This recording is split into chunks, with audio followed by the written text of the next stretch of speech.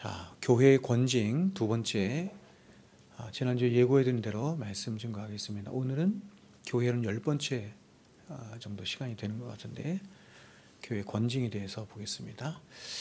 자, 여러분, 좋은 나라란 어떤 나라일까요? 이 좋은 나라에 대한 기준이 사람들마다 조금씩은 다 다를 것이라고 생각합니다.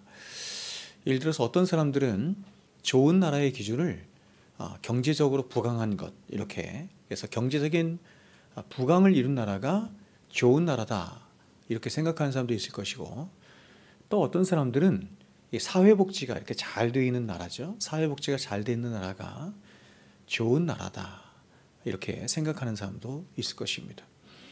그러나 우리가 보통 좋은 나라다라고 할 때 이 좋은 나라의 가장 중요한 표지가 되는 것은 일반적으로는 법이 바르게 시행되는 나라, 이렇게 말을 할 수가 있습니다. 왜냐하면 아무리 경제적으로 부강하고 잘 살아도 법이 바르게 시행되지 않아서 사람들끼리 서로 싸우고 도둑질하고 불공정과 불법이 난무하게 되면 사람들은 그런 나라에서는 불안해서 살 수가 없죠. 불안해서 살 수가 없을 뿐만 아니라 다른 모든 어떤 경제나 문화나 사회나 교육도 바르게 그렇게 성장할 수가 없는 것입니다. 그래서 좋은 나라를 결정하는 가장 중요한 표지 중에 하나가 바로 과거 어떤 대통령이 말한 것처럼 법과 원칙과 그리고 상식이 통하는 나라, 이렇게 말할 수 있을 것입니다.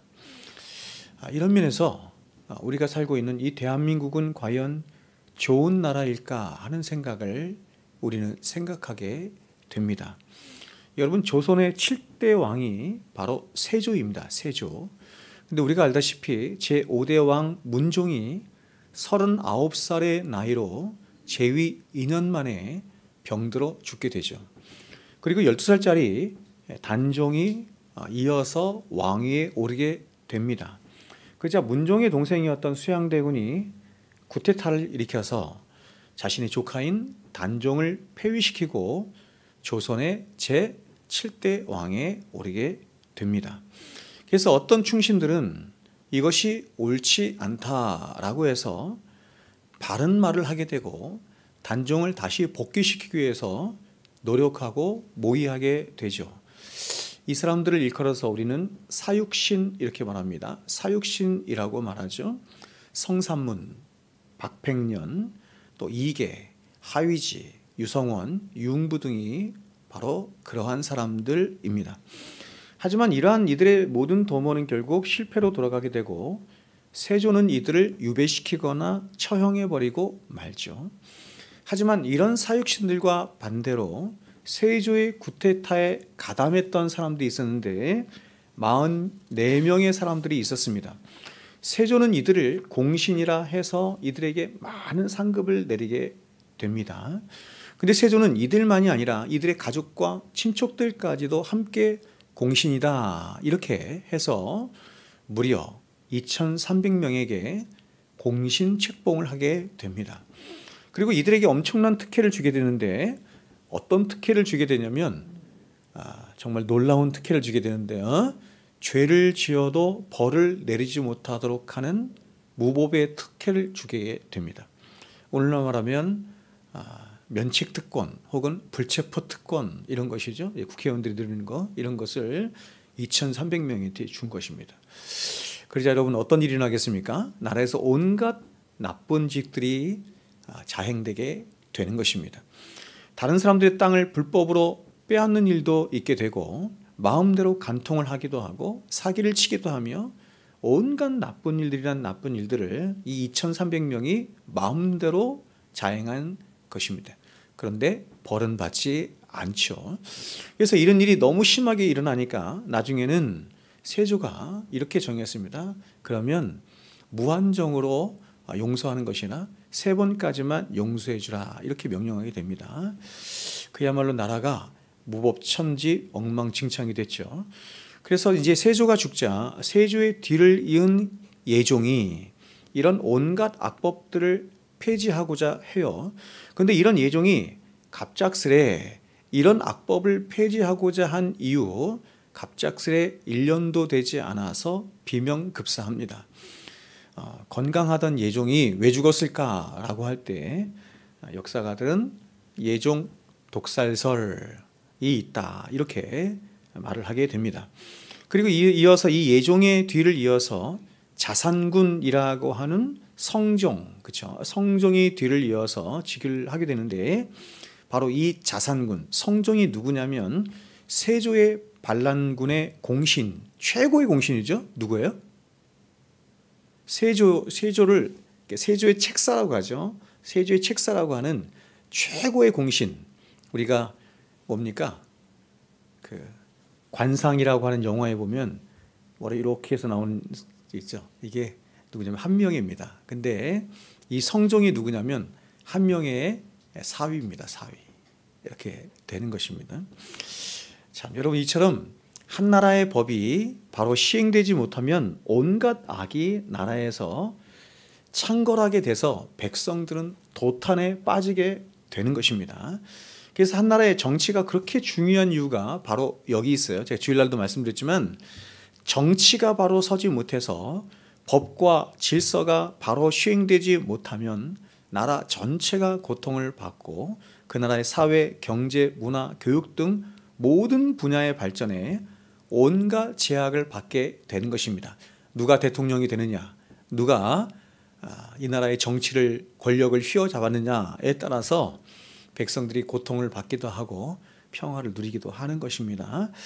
여러분 전 세계에 존재하는 200개가 넘는 나라들이 있는데 그 중에서 선진국이라고 하는 나라들이 있죠.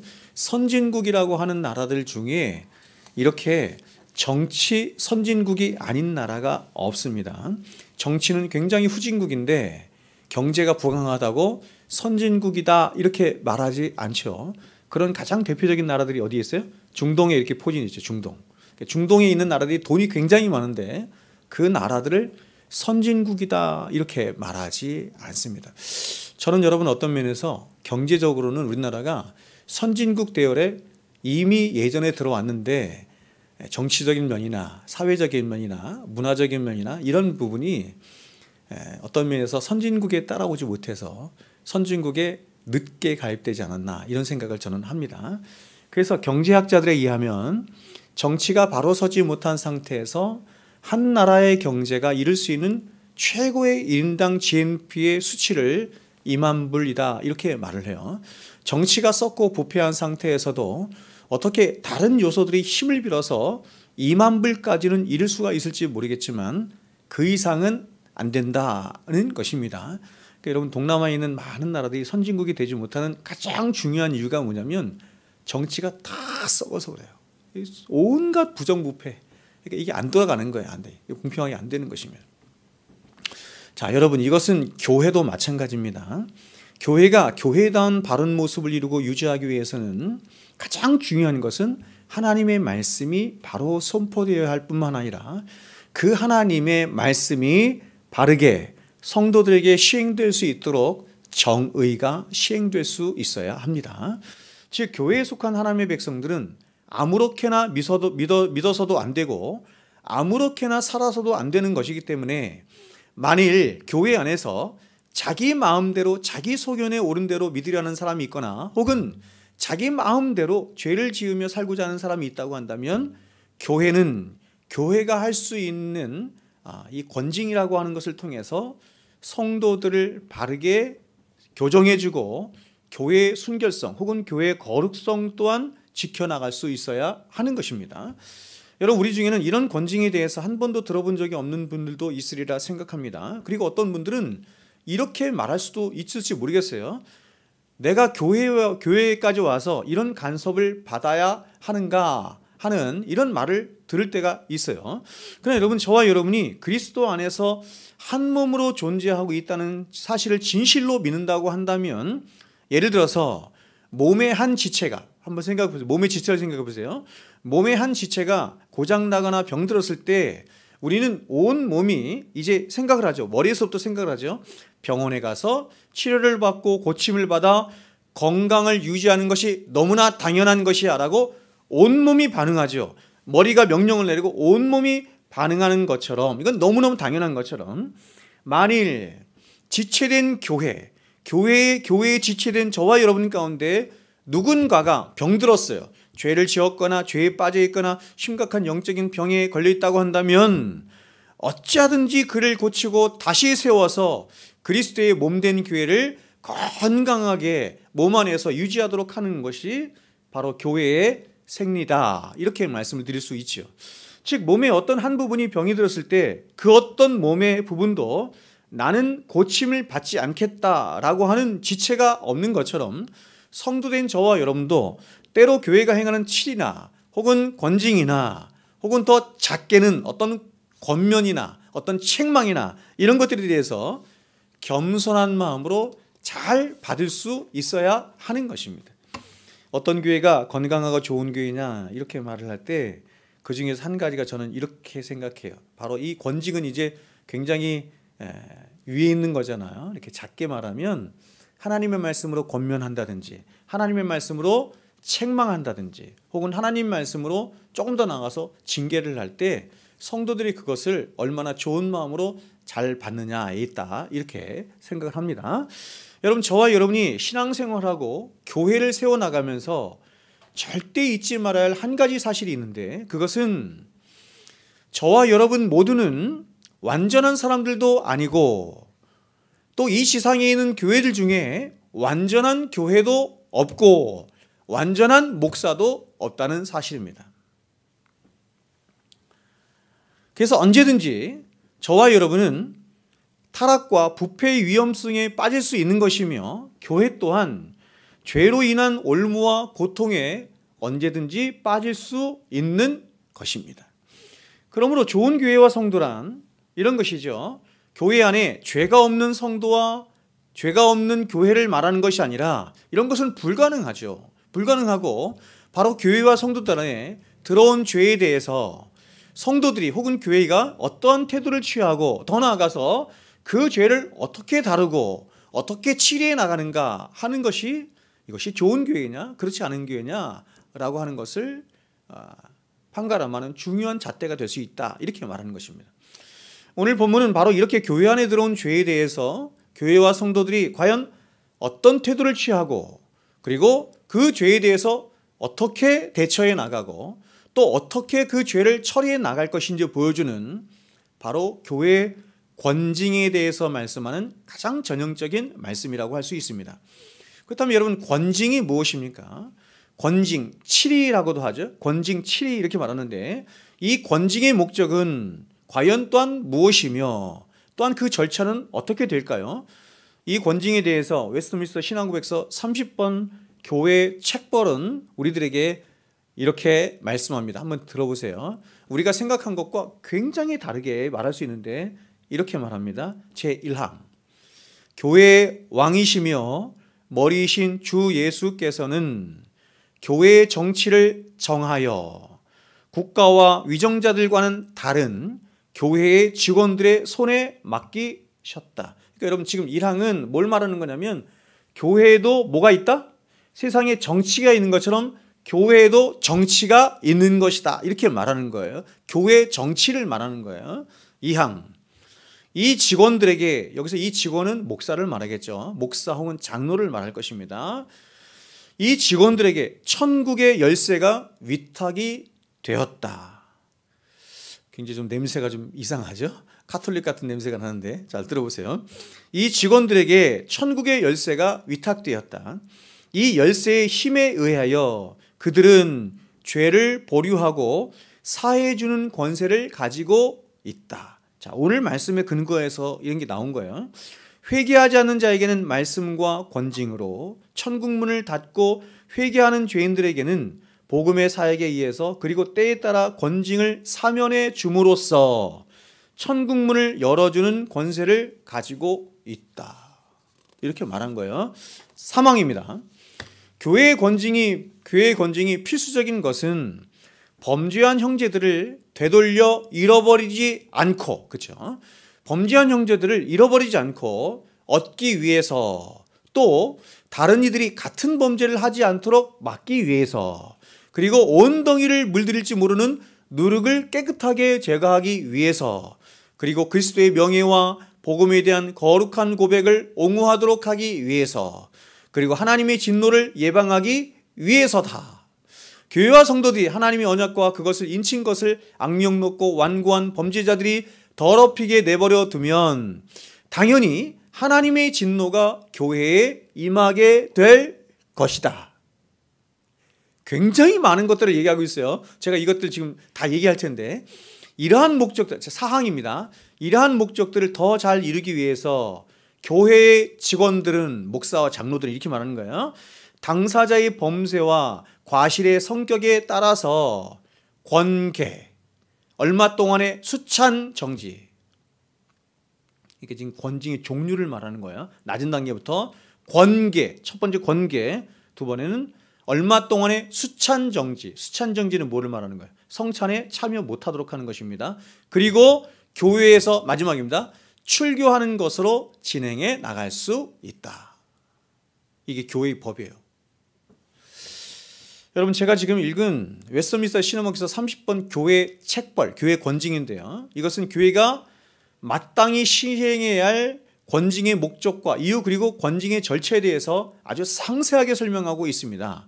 그러면 오늘 우리가 읽은 본문을 토대로, 그리고 이 신앙고백서를 토대로 과연 권징이 시행되어야 할 그 이유와 목적, 그리고 권징에 해당하는 죄와, 그리고 권징의 절차는 어떤 것인지 한 가지씩 차례대로 한번 살펴보겠습니다. 이미 앞에서 다 말했어요.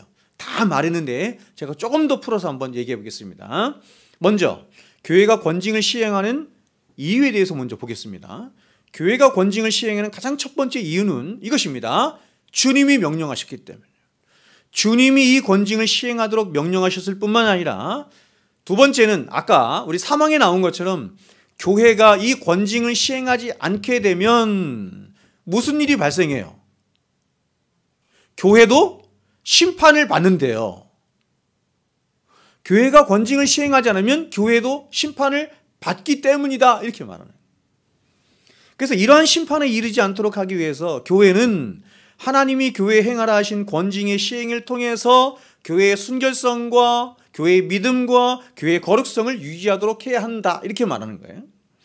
여러분, 하나님은 세상만 심판하시지 않고 타락한 교회와 성도들 또한 심판하신다는 사실을 잊어서는 안 된다는 것입니다. 우리는 이렇게 타락한 교회에 대한 하나님의 심판의 역사를 성경에 나타난, 그리고 교회사에 나타난 여러 수많은 역사들을 통해서 얼마든지 확인할 수가 있습니다. 그러면 여러분, 하나님이 교회에 내리시는 심판은 어떤 형태로 나타납니까? 크게 두 가지 형태로 나타나는데, 하나님이 교회를 심판하시는데 두 가지 형태로 나타나는데, 첫 번째는 뭐냐면 하나님이 직접 징계하시고 벌을 주셔서 당신의 백성들을 심판하시는 형태로 나타나는 것이 첫 번째고, 두 번째는 뭐냐면 이게 무서운 심판인데요, 하나님의 은혜를 거두어 가시는 것입니다. 은혜를 거두어 가시는 것입니다. 여러분, 하나님께 두들겨 맞는 게 좋아요? 아니면 하나님의 은혜를 거두어 가시는 게 좋아요? 두들겨 맞는 게 좋다는 것입니다. 자, 먼저 하나님이 직접 심판하시는 형태의 가장 전형적인 형태가 구약 성경에 아주 많이 나오는데, 이것이죠. 광야에서 이스라엘 백성들, 하나님 백성들이잖아요. 하나님 백성들인데 이들이 하나님을 광야에서 어떻게 해요? 원망하고 불평해요. 그래서 범죄해요. 이런 백성들에게 하나님이 진노하시죠. 진노하셔서 하나님이 심판하시는데 어떤 심판이 나와요? 때로는 불뱀에 물려 죽게 하시고, 때로는 문둥병에 걸리기도 하시고, 때로는 땅이 갈라져서 범죄한 고라와 그의 일당들을 심판하시는 일도 하시죠. 그러나 여러분, 이러한 하나님의 심판은 넓은 의미에서 볼 때, 그렇죠? 이게 신정국가이기 때문에 넓은 의미에서 볼 때 하나님의 교회를 거룩하게 하고 깨끗하게 하고 그 백성들을 보호하는 측면이잖아요. 그래서 여러분, 넓은 의미에서 볼 때 이스라엘 백성들, 교회를 사랑하시는 그 사랑에서 나온 징계다, 이렇게 말할 수 있어요. 징계적인 심판이다, 이렇게 말할 수 있어요. 그러나 여러분, 이러한 하나님의 징계와 달리 하나님이 내리시는 정말 무서운 심판이 있는데, 그것은 뭐냐면 하나님의 임재가 더 이상 임재하지 않아서 하나님의 은혜가 떠나가는 심판이에요. 즉, 예배를 드리고 기도를 하고 말씀을 듣는데도 성도들이 더 이상 그들 안에 있는 죄를 죄로 여기지 않으므로 하나님에 대한 경외심도 없어요. 두려움도 없어요. 참된 회개의 눈물도 없어요. 말씀과 복음에 대한 감격이나 기쁨도 없어요. 여러분, 이것은 굉장히 무서운 것입니다. 이런 시간이 오랜 시간이 지속되면 뭐만 남냐면 기독교 신앙은 없어지고 뭐만 남아요? 교회의 터만 남고 문화만 남는 거예요. 대표적인 곳이 어디예요? 유럽이죠. 유럽. 서구 유럽. 여러분, 서구 유럽에 다 기독교 국가래요. 근데 거기에 무슨 하나님의 은혜가 있고 무슨 하나님의 임재가 있고 무슨 하나님의 영광이 있어요. 다 문화만 남았어. 문화만. 그리고 교회의 터만 남았어. 하나님의 심판이에요. 여러분, 근데 그러한 일이 어디에서 지금 일어나고 있냐면 우리나라에서 일어나고 있는 거예요. 우리나라에서. 제가 여러분에게 여러 번 말씀드렸지만 제가 어릴 적에는 저는 목사님들 말씀이 거의 기억이 안 나요. 기억이 나지 않을 정도로 목사님들 설교가 정말 엉망이었다는 얘기예요. 제 생각에. 근데도 사람들이 얼마나 그 말씀에 은혜를 받고 그 말씀에 회개하고 통회하고 기도했는지 몰라요. 이 사람들의 마음밭이 완전히 옥토밭인 거예요. 은혜가 찬 거라. 이 은혜가 부족한 말씀과 만나자 사람들 안에 막 회개를 일으키고 복음에 대한 감격과 감동을 일으키고 막 그렇게 하는 거예요. 지금은 아주 악을 써도 안 듣죠. 악을 써도 안 듣.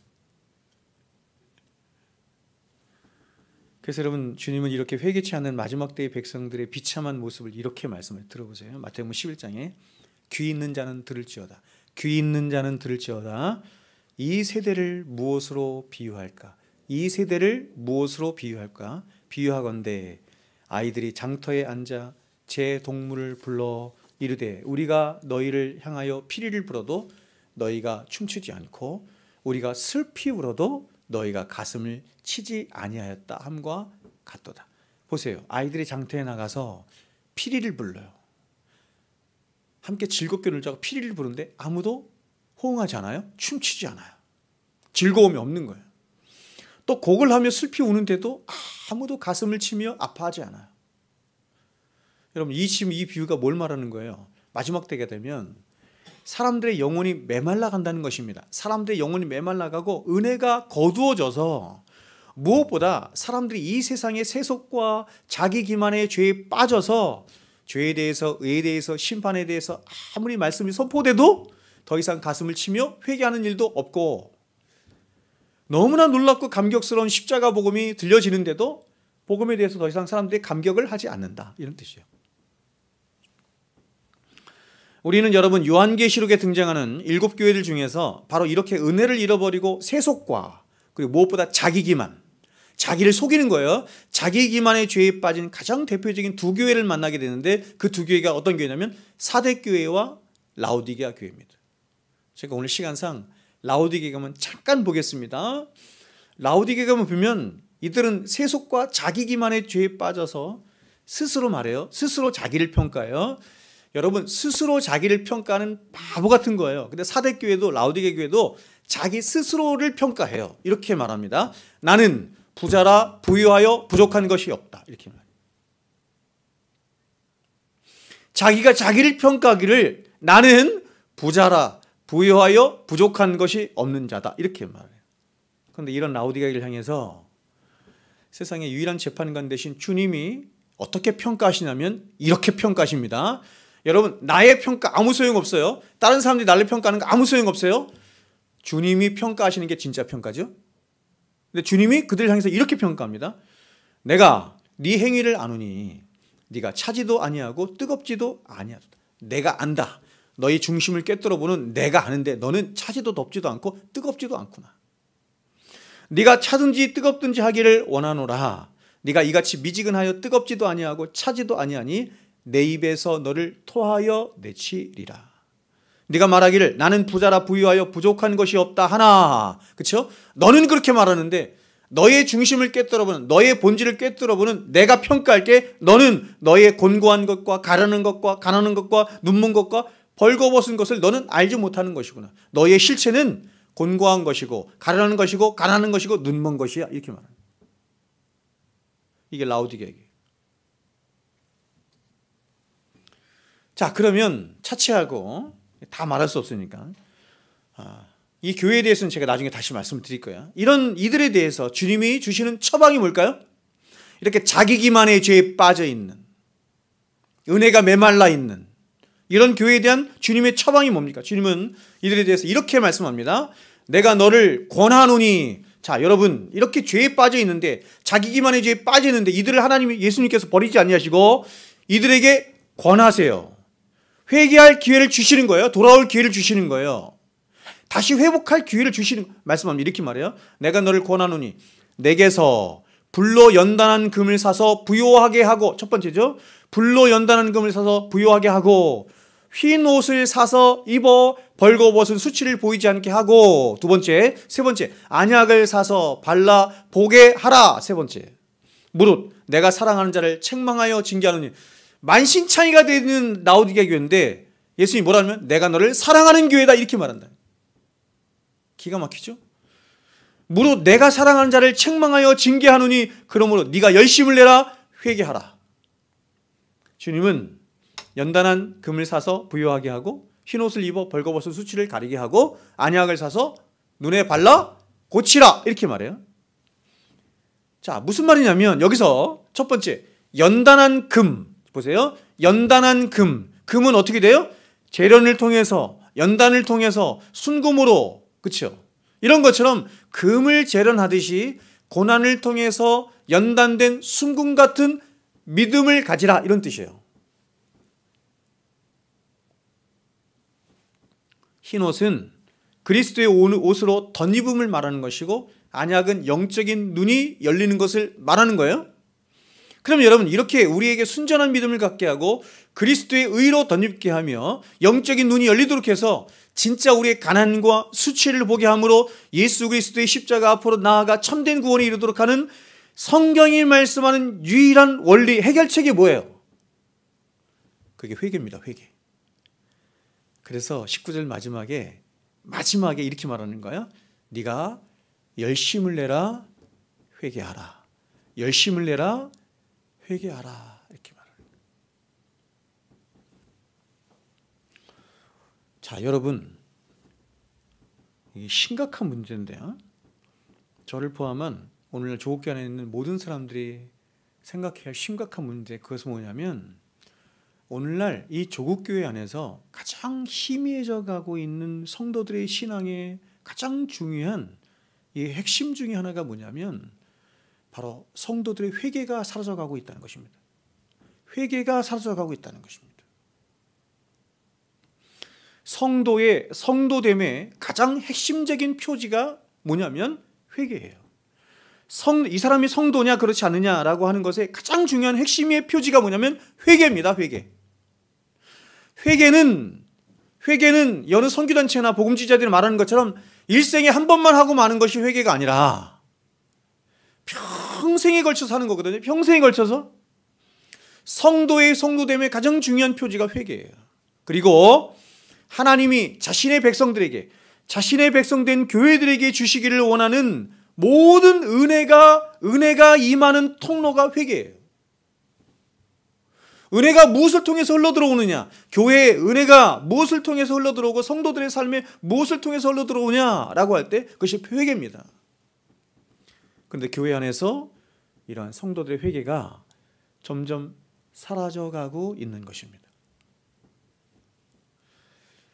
우리가 여러분 예레미야 말씀을 보면 이제 예레미야 때에 유다가 망하잖아요. 그렇죠? 바벨론에서 망하잖아요. 그렇죠? 유다가 바벨론에서 망할 때 이스라엘에 나타난 가장 절대적인 현상이 뭔지 아세요? 회개가 없는 거예요. 하나님이 이스라엘 백성들 향해서, 예레미야를 향해서 이스라엘 백성이 가서 전하신 복음의 핵심이 뭔지 아세요? 회개하라입니다. 회개하라. 회개하고 돌아오면 산다는 것이에요. 근데 회개 안 해요.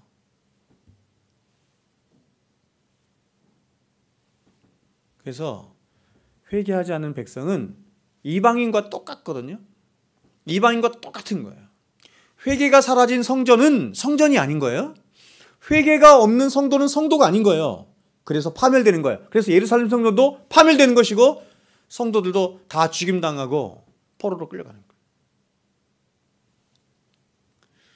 그러므로 마지막 때가 되면 될수록 저와 여러분이 지켜야 할 가장 중요한 것이 마음을 지키는 겁니다. 그래서 상하고 겸손한 마음과 가난하고 애통한 마음으로 늘 주의 말씀 앞에 우리의 마음을 찢고 회개함으로 주님의 은혜가 우리 안에서 흘러 넘치도록 하는데 절대로 실패함이 없도록 우리의 마음을 지키는 겁니다. 하나님의 은혜는, 여러분, 하나님의 은혜는 어떤 심령 안에 역사하는 거냐면 회개하는 심령 안에서만 역사하는 거예요.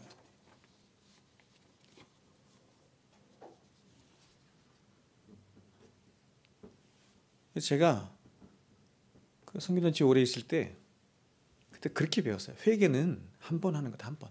일평생 한 번 하는 것이다. 그 잘못된 가르침입니다.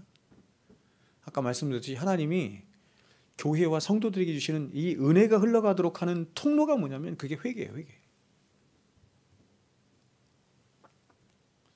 두 번째, 교회 안에서 권징이 필요한 두 번째 이유는 뭐냐면 바로 교회의 거룩성을 지키도록 하기 위함입니다. 고린도전서 5장 6절 7절은 이렇게 말을 해요. 너희가 자랑하는 것이 옳지 아니하도다. 적은 누룩이 온 덩어리에 퍼지는 것을 알지 못하느냐. 너희는 누룩 없는 자인데 새 덩어리가 되기 위하여 묵은 누룩을 내버리라. 우리의 유월절 양 곧 그리스도께서 희생되셨느니라. 지금 사도 바울은 교회 안에 들어온 죄에 대해서 어떻게 처리해야 할 것인지 말씀하고 있습니다. 그러면서 사도 바울은 말하기를 죄를 뭐에 비유해서 말하고 있냐면 누룩에 비유해서 말하고 있어요. 자, 여러분, 누룩이라고 하는 것은 부풀게 하는 것이지요. 부풀게 한다는 것입니다. 온 덩어리에, 덩어리에 영향을 다 미쳐서 온 덩어리로 하여금 부풀게 하도록 하는 것이 누룩이에요. 마찬가지로 죄라고 하는 것은 차단하지 않고 처리하지 않고 죽이지 않으면 우리의 온 몸과 영혼을 지배하여 나아갈 뿐만 아니라 온 교회를 죄로 물들이게 해서 결국 죄가 목적하는 바처럼 파멸에 이르고 죽음에 이르도록 하고 사망에 이르도록 하는 것을 목적하는 것이 죄예요. 죄의 목적은 어느 하나 혹은 어느 한 지체에 있지 않습니다. 죄가 세상에 들어왔죠. 창세기 3장에 죄가 들어왔어요.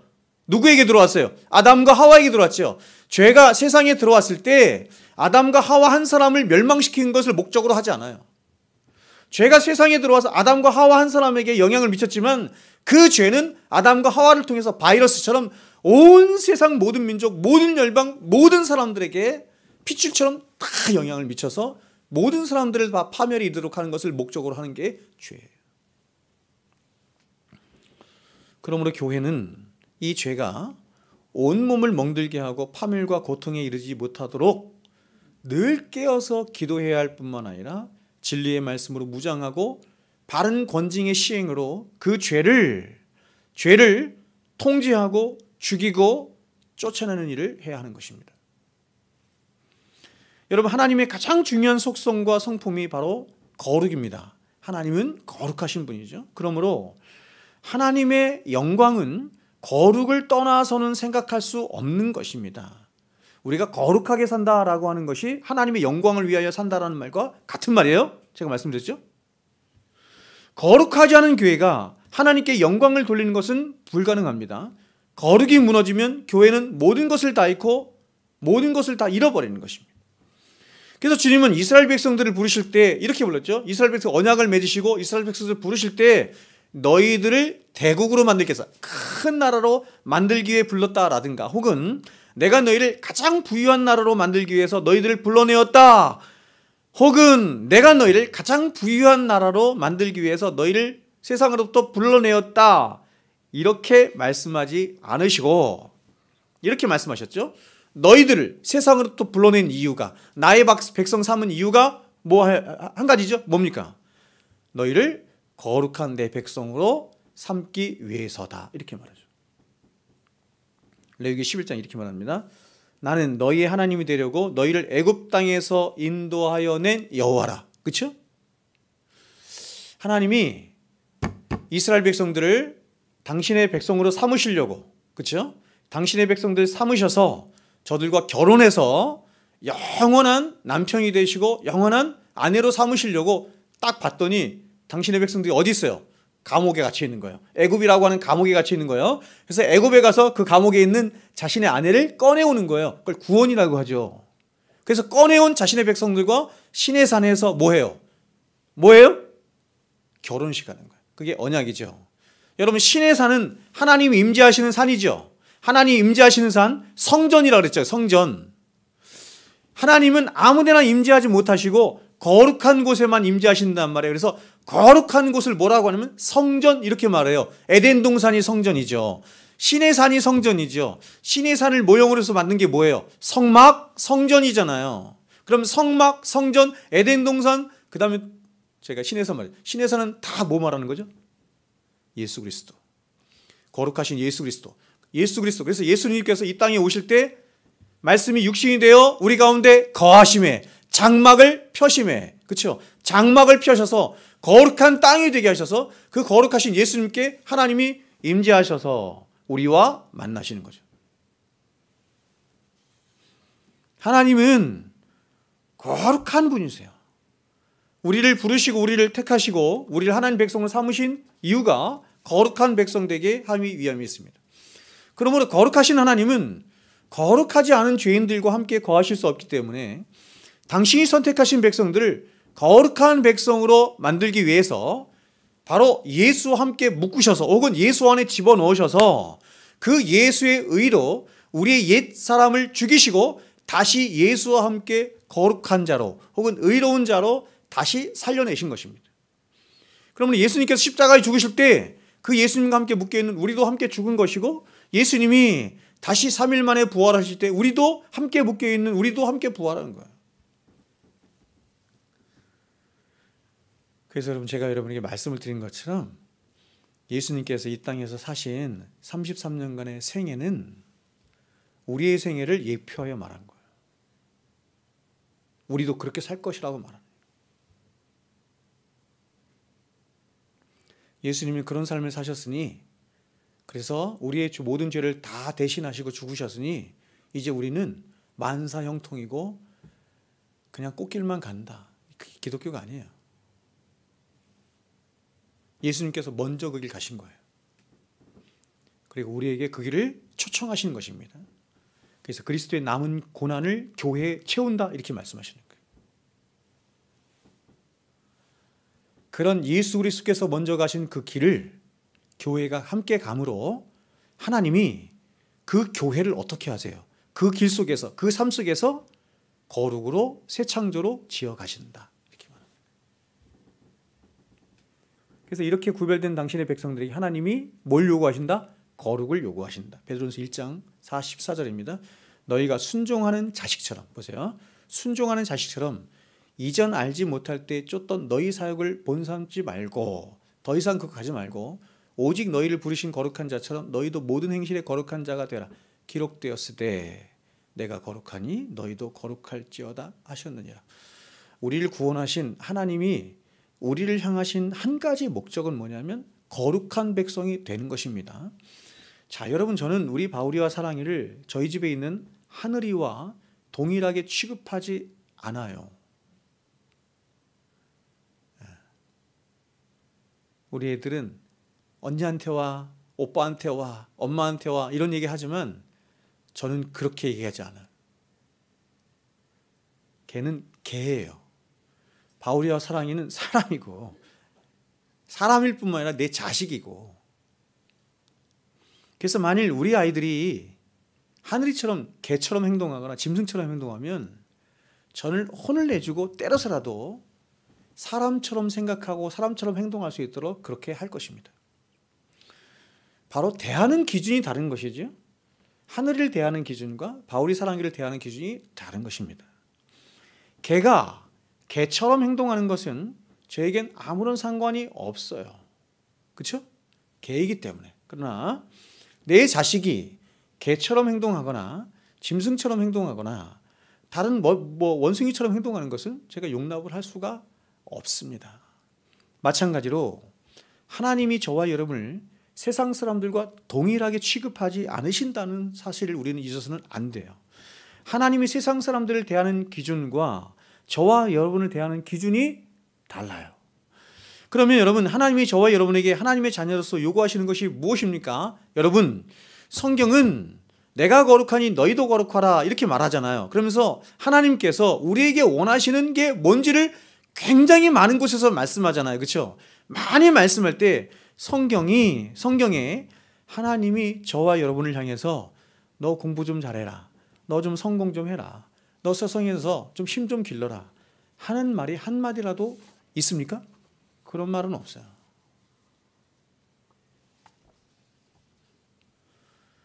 하나님이 당신의 백성들, 구별하여 낸 당신의 백성들에게 요구하시는 것은 하나예요.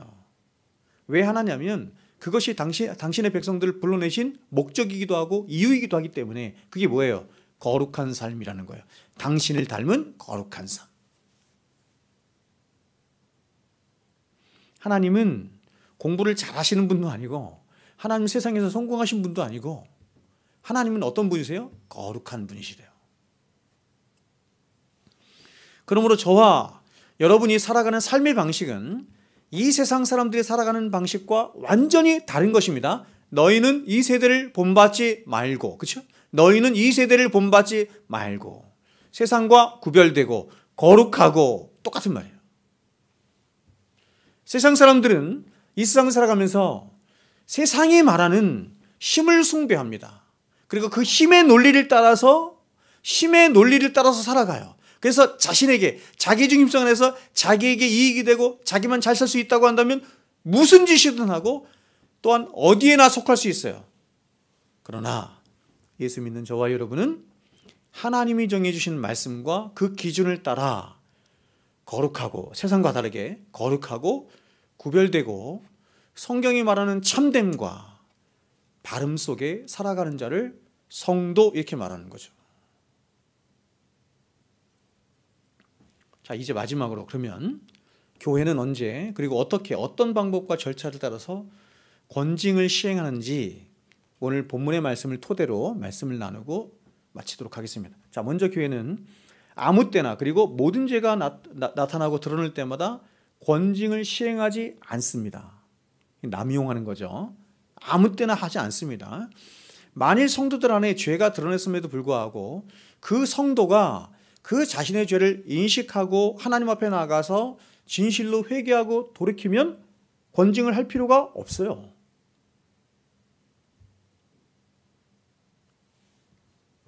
이런 사람들은 바르게 권면하고 격려해서 더 참되고 바르게 신앙생활을 할 수 있도록 도와주면 돼요. 문제는 회개치 않는 것입니다. 돌이키지 않는 것입니다. 지속적으로 죄를 범하는 사람에게 있고 권징은 바로 이런 사람들에게 시행하는 것입니다. 오늘 본문은 바로 이 권징의 절차에 대해서 소상하게 설명해 줍니다.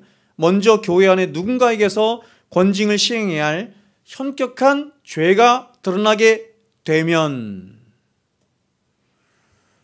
성도들 안에 있는 많은 죄들 중에서 권징을 시행하는 최고의 죄가 뭔지 아세요? 여러분 뭐 같아요? 최고의 죄가 뭐라고 생각하세요?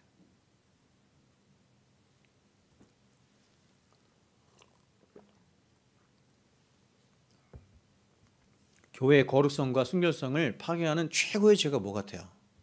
그건 바로 출교입니다. 뭐예요? 이단적인 가르침을 유포하거나 가르칠 때예요. 이단적인 가르침. 그러니까 성도들이 조금 이렇게 잘못 알고 있거나 잘못 믿고 있거나 이런 거는 시정해주고 다시 이렇게 바로잡아주면 되는데 이단적인 가르침은 굉장히 무서운 거거든요.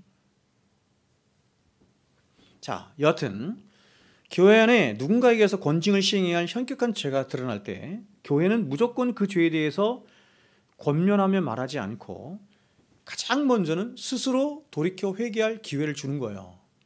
그러니까 가장 먼저 자기가 스스로 하는 겁니다. 자기가 스스로. 그런데 만일 그가 죄에서 돌이키지 않아요. 그러면 그리고 죄가 돌이키지 않는데 그 죄가 드러나서 바깥으로. 그러면 가장 먼저 해야 하는 일은 개인적이고 비밀리에 찾아가서 그에게 권고하는 것입니다. 두 가지인데, 개인으로, 두 번째는 비밀리에 아무도 알지 못하게 찾아가서 그에게 권고하는 거예요. 15절 보면 이렇게 말해요. 네 형제가 죄를 범하거든 가서 너와 그 사람과만 상대하여, 너와 그 사람과만 상대하여, 그 사람만 가는 거예요. 가서 상대하여 권고하라. 만일 들으면 네가 네 형제를 얻은 것이요. 자, 여러분 보세요. 모든 권징의 절차와 목적이 그렇듯이 권징의 첫 번째 절차인 개인적인 방문에 의한 권고의 목적이 뭐예요? 그것은 형제를 얻고 형제를 다시 바로 세우기 위함이죠. 여러분 여기서 권고하다 이러지만 권고하다라는 히라버 엘렌크소는 이런 뜻입니다. 빛으로 나오도록 하다. 빛으로 나오도록 하다 이런 뜻입니다. 그러므로 죄를 범한 형제에게 권고한다라고 하는 것은 그를 다시 빛으로 나오도록 해서 하나님 앞에 바로 세우는 것을 목적으로 한다 이런 뜻입니다. 근데 이렇게 개인적으로 권고를 했음에도 불구하고 그 형제가 죄를 회개하지 않고 돌이키지 않으면 이번에는 어떻게 했냐면 두세 사람이 함께 기도해요. 두세 사람이 함께 기도하고 함께 찾아가 권면합니다. 16절입니다. 이렇게 말해요. 만일 듣지 않거든, 그렇죠? 혼자 찾아가서 비밀리에 얘기했는데 안 들어요. 그러면 이번에는 듣지 않거든 한두 사람을 데리고 가서, 나 말고 한두 사람 더 데리고 가서, 그러니까 혹은 두 사람이나 세 사람이죠. 가서 두세 증인의 입으로 말마다 확증하게 하라. 다시 얘기하는 거, 그렇죠? 근데 이렇게 해도 듣지 않으면 어떻게 하면, 세 번째, 이번에는 교회에 말합니다. 교회에 말하라는 것입니다. 이것은 이제 교회 전체가 함께 기도하고 아파하면서 이 사람의 회복을 위해서 힘써야 한다 이렇게 말하는 겁니다. 그러면 교회는 얼마나 오랫동안 그 사람이 회개하도록 기다리며 권면해야 합니까? 무작정입니까? 그렇지 않습니다. 교회는 일정 기간 회개할 기회를 준 후에 그래도 돌이키지 않으면 교회의 결의를 거쳐서 마지막 뭐 한다? 출교 명령을 내리는 것이에요.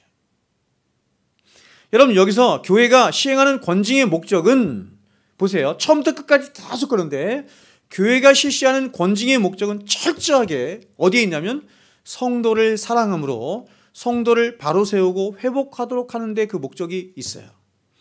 그러므로 이 권징에 참여하는 자는 자기 혼자 가든지 두 사람의 증인으로 가든지, 그죠? 혹은 교회가 가든지 정말로 삼가 조심해서 기도하면서 중심을 다하고 사랑하는 마음으로 권징에 참여해야 하는 것입니다.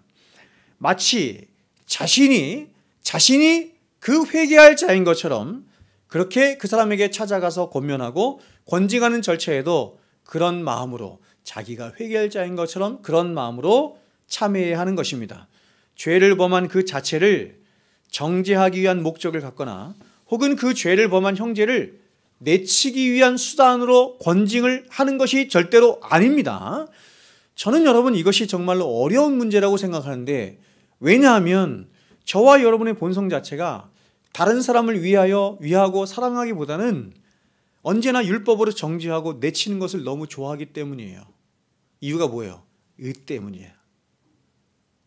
그래서 우리는 이렇게 TV를 보다가도 유명 연예인이나 스타들이 무슨 큰 죄를 범했거나 잘못을 했거나 막 이러면 속으로 그러죠.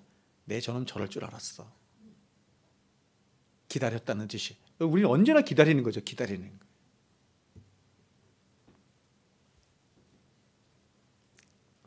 그러나 여러분 만일 끝까지 듣지 않으면, 다시 말하면 교회의 말조차도 듣지 않으면 어떻게 하래요? 성경은 그를 이방인이나 세리처럼 여겨라. 이방인이나 세리처럼 여겨라.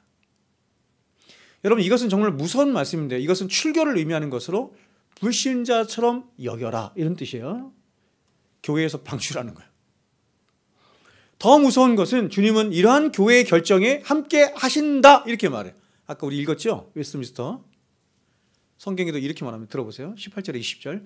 진실로 너희에게 이르노니 무엇이든지 너희가 땅에서 매면, 무엇이든지 너희가 누구예요? 교회가 결의해서 너희가 땅에서 매면 하늘에서도 매일 것이다. 하늘에서도 교회의 결정에 함께 동의할 것이요 이런 뜻이에요. 무엇이든지 땅에서 풀면 하늘에서도 풀리리라. 진실로 다시 너희에게 이르노니 너희 중에 두 사람이 땅에서 합심하여 무엇이든지 구하면, 사람들이 이걸 다 기도라고 생각하잖아. 그죠? 합심하여 기도하면 하나님 다 들어주신다고. 이게 권징이잖아요, 권징. 하늘에 계신 내 아버지께서 그들을 위하여 이루게 하시리라. 교회의 판단과 결정대로 하나님도 그렇게 하신다. 두세 사람이 내 이름으로 모인 곳에는 나도 그들 중에 있느니라. 여러분, 두세 사람이 이름으로 모인 곳에 나들 그들 중에 있느니라. 내비게이터 69절 암송이 있거든요. 내비게이터 69절 암송, 그게 굉장히 유명한 암송 구절이잖아요, 69절. 근데 거기에 이렇게 주제들이 다 있어요. 주제들이 있는데, 두세 사람이 내 이름으로 모인 곳에 나도 그들 중에 있느니라. 이것의 주제가 뭔지 아세요? 그게 교제예요, 교제. 교제. 성도 안의 교제를 이 말씀을 한 거야. 그래서 여러분, 사람들이, 오늘날 많은 사람들이 이 말씀을 가지고 사람들의 교제 혹은 기도에 그죠? 이게 기도에 관한 어떤 주장하는 말씀을 알고 있지만, 그러나 이 말씀은 그런 말씀이 아니에요. 이 문맥이 다 권징이잖아요, 그렇죠? 권징의 문맥 속에서 하시는 말씀입니다. 즉, 교회에서 교회의 이름으로 최종적인 권징을 시행하여 출교를 시키면 그러한 교회의 결정에 주님도 함께 하신다, 이렇게 말씀하는 거예요. 제가 아까 한번 더 읽어드릴까요? 웨스트민스터 보고서. 자, 이 직원들에게는 교회에는 천국의 열쇠가 위탁되었다. 이 열쇠의 힘에 의하여 그들은 죄를 보류하고 사해 주는 권세를 가지고 있다. 회개하지 않은 자에게는 말씀과 권징으로 천국의 문을 닫고, 회개하는 죄인에게는 복음의 사역에 의해서 그리고 때를 따라 권징을 사면해 줌으로써 천국 문을 열어주는 권세를 가지고 있다. 누가 그걸 갖고 있다고요? 교회가 가지고 있다.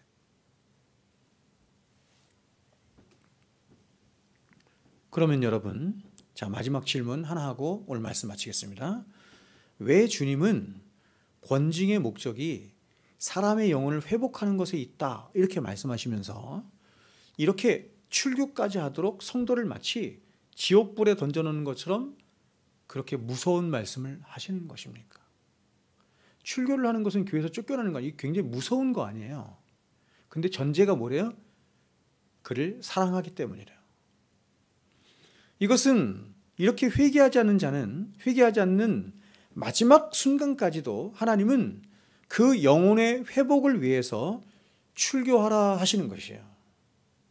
그 영혼의 회복을 위해서 하나님께서 쓰시는 마지막 수단이 뭐냐면, 교회가 행할 수 있는 마지막 수단이 뭐냐면 출교라는 것입니다. 출교하는 것이고, 또한 더 중요한 것은 뭐냐면, 이러한, 아까 누룩 얘기했죠. 누룩. 이러한 사람을 계속해서 교회에 두게 되면 죄가 누룩처럼 번져나가서 교회의 거룩성을 손상시킬 수 있기 때문인 것이에요. 죄는 누룩 같아서 반드시 퍼져나가. 작은 죄이건 큰 죄이건 상관없어요. 모든 죄는 퍼져나가요.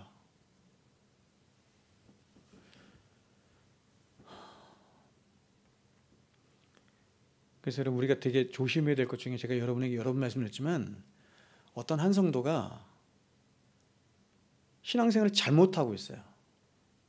잘못된 모범을 자꾸 아무렇지도 않게 행하고 있어요. 그럼 이걸 계속 방치하면 무슨 문제가 되냐면, 이게 퍼져나가서 다른 사람들도 그렇게 되는 줄도 알고 있는 거예요. 예를 들어서 자, 제가 이제 첫 예배, 제가 마음 먹고 있는데 2024년 첫 예배 때 제가 말을 할 건데, 교회 맨날 늦게 오는 사람도 있죠. 늦게 오는 사람들, 죄예요. 큰 죄란 말이야. 근데 어떤 사람은 맨날 늦게 와. 근데 이게 당연하게 생각하는 거예요. 이게 죄인데도 죄로 인식을 못하는 거죠. 근데 이게 나쁜 게 뭐냐면, 이 죄가 하나님 앞에서 나쁘지만 이게 죄가 나쁜 게 뭐냐면 퍼져나가, 사람들한테. 그래서 그래도 되는 줄 알아. 제가 부목사 때 다녔던 교회는요, 11시 땡딱 치잖아요. 그럼 저기 현관문 딱 닫았어. 못 들어오게. 예배 어디서 드리냐? 밖에서 드려야 돼. 저도 그러고 싶어요.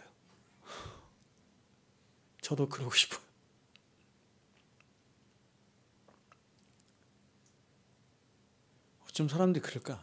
딱 자기 시간에 와. 딱 자기. 제가 굉장히 아주 그냥 면밀히 살펴봤거든요. 딱 자기 시간. 1, 2분 격차로 다 그 시간에.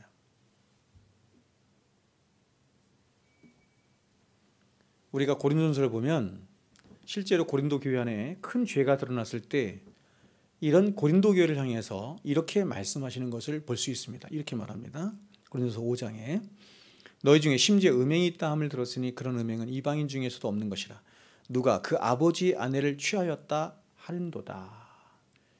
그리하고도 너희가 오히려 교만하여져서 어찌하여 통한이 여기지 아니하고 그 일 행한 자를 너희 중에서 쫓아내지 아니하느냐. 내가 실로 몸으로는 떠나 있으나 영으로는 함께 있어서 거기 있는 것 같이 이런 일 행한 자를 이미 판단하였노라. 주 예수의 이름으로 너희가 내 영과 함께 모여서 우리 주 예수의 능력으로 이런 자를 사탄에게 내주었으니 이는 육신은 멸하고, 보세요, 사탄에게 내주었는데 그 이유가 뭐냐면 이는 육신은 멸하고 영은 주 예수의 날에 구원을 받게 하려 함이라. 너희가 자랑하는 것이 옳지 아니하도다. 적은 누룩이 온 덩이에 퍼지는 것을 알지 못하느니. 여러분, 여기서 사탄에게 내어준다는 말은 이방인과 세리처럼 여긴다는 말과 같은 말이고, 이것을 한마디로 출교 이렇게 말해요. 근데 바울은 이렇게 출교시키는 이유를 이렇게 말하죠. 육신은 멸하고 영은 주 예수의 날에 구원받게 하기 위함이다, 이렇게 말해요. 여러분, 여기서 육신은 멸한다는 말을 잘 해석해야 되는데, 육신은 멸한다는 것은 우리 몸을 멸한다 이런 말이 아니고 바로 우리의 죄악된 본성을 말하는 거예요. 우리 죄악된 본성을 멸하고 죽이는 것을 말하는 겁니다. 그러므로 육신을 멸한다는 것은 결국 아버지의 사랑과 그 보호와 은혜의 보금자리인 아버지의 집을 떠나서 그 아버지가 계시하는 세상에서 모든 것을 다 탕진한 상태에서 쥐엄열매를 먹으며 자신의 비참함과 자신의 그 잔악성을 깨닫게 된 그 탕자처럼 어떤 면에서 아버지가 죽었다고 생각하고 아버지 내 재산 좀 주십시오. 이 어마어마한 죄거든요. 출교시킨 거예요. 하나님이 탕자를 출교시킨 거라고. 어디로? 세상으로 출교시켜서 그 세상 속에서 쥐엄열매, 자신의 모든 가산을 다 탕진한 상태에서 쥐엄열매도 먹지 못하게 하는 그런 자신의 비참함과 불의함과 이 불법함을 거기서 보게 하는 것입니다. 이런 것처럼 하나님은 모든 하나님의 은혜가 가득한 교회에서, 그래서 교회를 어머니와 같다 그랬잖아요, 칼빈이. 어머니와 같은 이 교회에서 출교시킴으로 죄의 모든 비참함이 있는 세상에 두도록 해서 그 세상에서 자신의 비참함과 죄됨을 깨닫고 다시 돌아오도록 출교 명령을 내리시는 거예요. 그러니까 여러분, 어떤 사람이 현격한 죄가 드러나서 회개치 않아요. 그래서 교회가 결의해서 그 사람을 사랑해서 마지막 수단으로 그 사람을 회개하도록 하기 위해서 출교를 시켰어. 근데 오히려 세상에 나가서 출교당한 사람이 회개하지 않고 더 막 세상을 자랑하고 더 세상을 좋아하는 거예요. 그 사람은 하나님 백성이 아닌 거예요.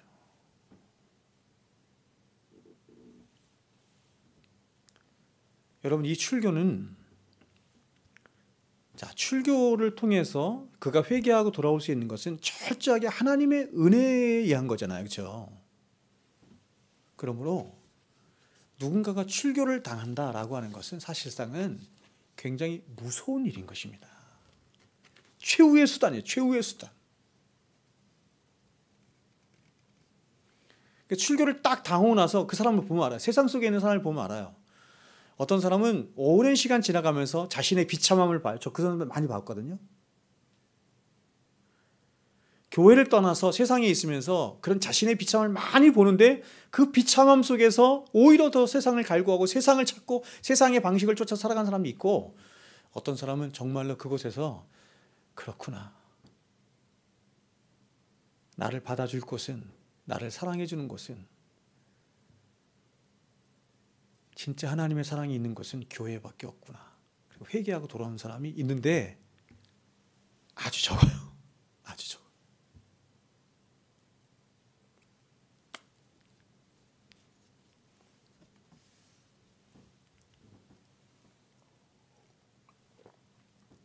말씀 맺겠습니다. 그러므로 자, 오늘 말씀을 따라서 제가 여러분에게 권고를 드리는 것은 가장 먼저는 절대로 이렇게 권징을 받을 만한 죄를 범해서는 안 되고, 첫 번째고, 두 번째는 혹시 우리가 죄를 범하고 잘못을 했을 때라도 절대로 우리의 의를 앞세우면서 자존심을 내세우면서 하나님 앞에 회개치 않는 일을 하면 안 된다는 것입니다.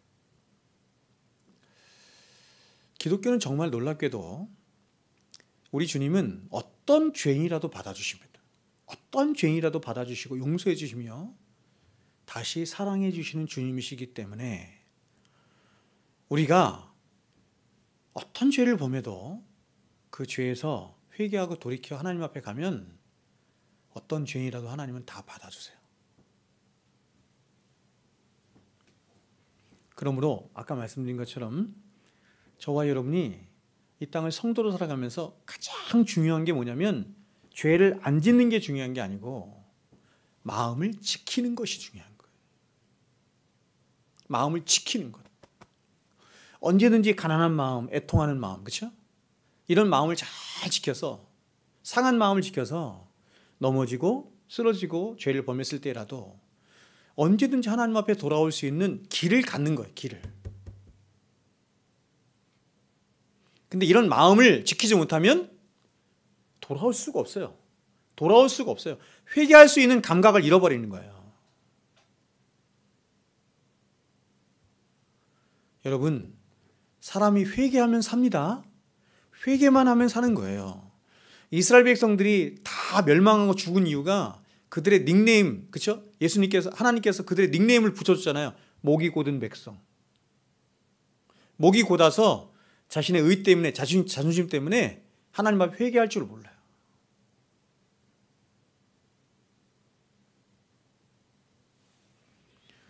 하나님은 우리에게 너희가 세상에서 이렇게 윤리적이고 이렇게 도덕적인 삶을 살아라 하는 게 아니에요, 여러분. 하나님이 보실 때는 그놈이나 이놈이나 저놈이나 다 비슷해요. 다 똑같아. 너희가 살 길은 너희의 의를 챙겨서 내 앞에 놓는 것이 아니라 회개하는 것이다, 이렇게 말해요. 너희가 죄인임을 깨닫고 회개하는 것이다.